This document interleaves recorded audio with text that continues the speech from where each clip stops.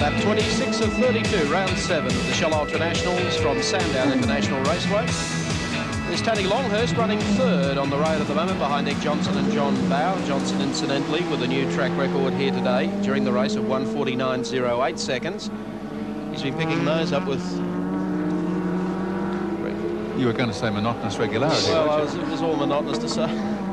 But it really has been the Dick Johnson show here today at Sandown. Oh, just having some problems. The 6 odd seconds, as you said, Bowe to Longhurst, but there's still a bit of pressure on John Bowe here. He can't afford to relax at all because Tony is never going to give up in this caper. Well, Dick Johnson's, I'm sorry, Gary, his last lap time was a 1:52.08, so they're really coming well back off the pace now. Part of the pressure on Bowe, of course, is the fact that Longhurst can still win the championship depending on results in these last 3 rounds. What Bowe's got to do is keep himself between Johnson and young Tony. Tony's established a pretty formidable record in touring car races in a short space of time. Won the Castrol 500 here in 85, winner of the AMSCAR series in 86, fourth in the touring car championship both in 86 and 87, and has 45 points in the current series in 4th place.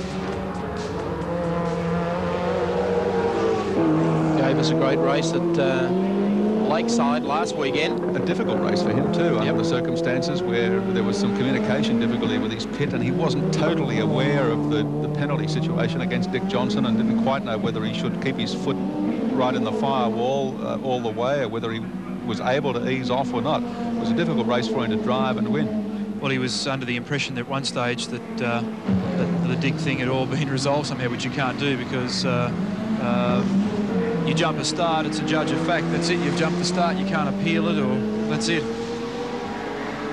Incidentally, just as a comparison to, say, for example, Dick Johnson's lap of a 1:52.08, Larry Perkins getting around at the moment in a 1:53.74. And there's Alan Moffat catching him at the moment. So it's interesting, particularly the Shell Sierras make all their gains early in the race, and then they're able to just throttle back, look after their tyres and take it all easy. Most of the top 8 or 9 cars at the moment are all getting around at about the same pace. They're all holding station. But Dick and John and certainly Tony and I guess Colin Bond, had he been out there, to just break the back of the opposition in the opening 15 or 20 laps, and that's where they make their big gains. Yes, must be pretty dispiriting to see the kind of performance put in by Johnson in the opening laps. Well, it's pretty amazing stuff. New lap record in the 49s.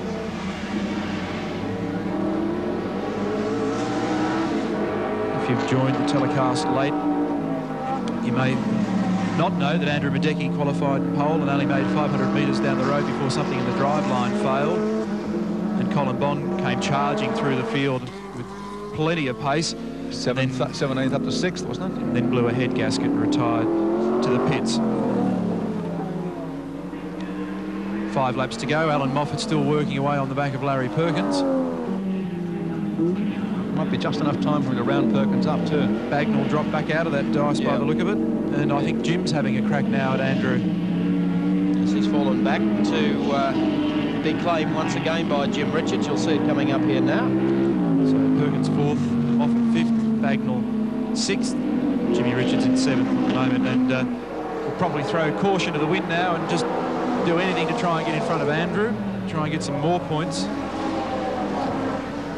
Although no though neither of the drivers have an opportunity to do anything much in the point score. George Fury, of course, who went in for that pit stop earlier when he popped a front tyre. Quick pit stop and has made his way back up into the top 10. He's 10th at the moment. There's Jimmy Richards. Jim's currently 6th in the championship, 32 points. And in our NEC Car Star, he's 5th with 14. Andrew Bagnall just gallops away from Jim Richards up the back straight. As you can see, there's the gap. It's opening all the time until they get down from this point on, until they go past the pits. Jim makes up all that ground again. And he's got to sit in for the toe down the straight. If he can just get the right toe, there's a chance of slipping through on the inside. And then what happens is that Andrew passes him going up the back straight again. Coming up on a little Gemini.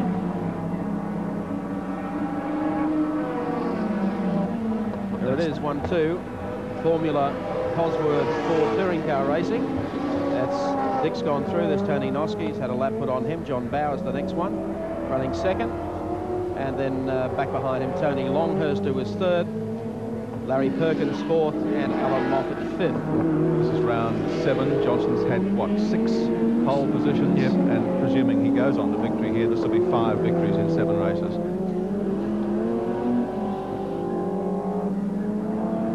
John Bow, on the other hand, didn't finish the first round at Calder with an oil pressure problem. Then second at Symonds Plains and a win at Winton. You'll remember that Dick and Larry Perkins tangled in the opening lap. So John was able to do what a good number 2 should, take the baton and keep going. And Wanneroo, he finished third. Adelaide second. Didn't finish last weekend with a suspension failure. Astro Boy with a bit of a problem, maybe. I think he needs some mobile. The car was just smoking a little bit there before. Make that a lot.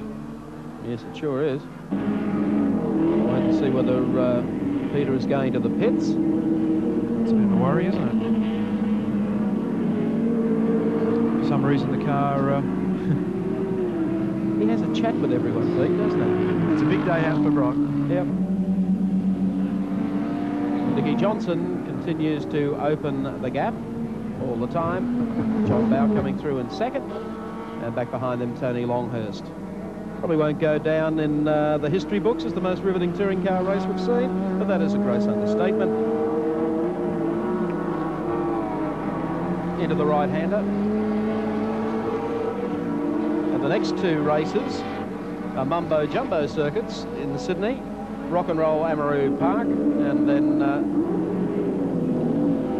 the great venue for the final, of course, being Oran Park in Sydney in July. The scrap for third continues, though. Larry Perkins just fending off Alan Moffat, and I think the tyres are almost shot to pieces off Perkins' car.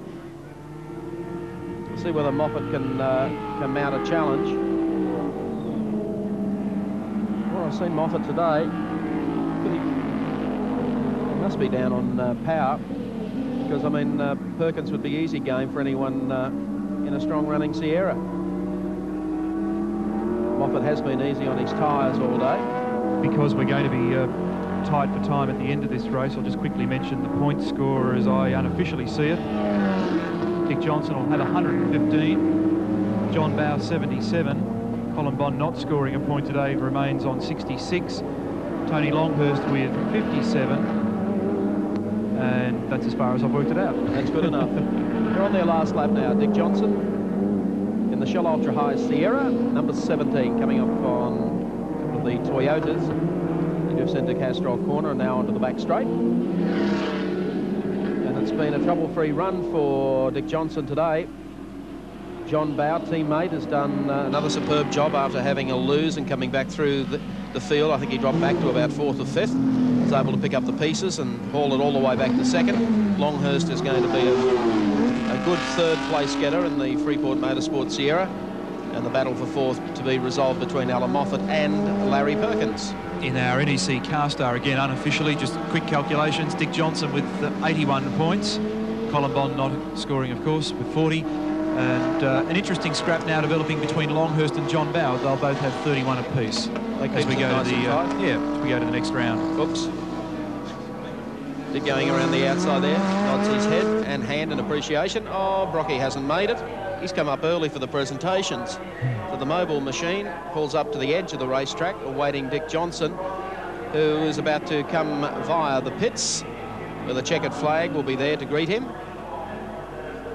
Brocky just trying to limp around. I think it's gone as far as the BMW can possibly go.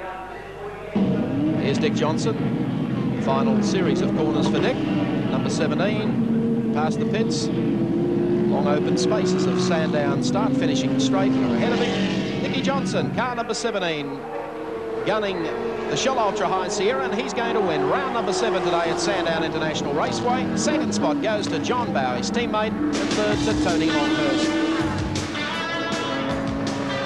Well done, Nicky Johnson.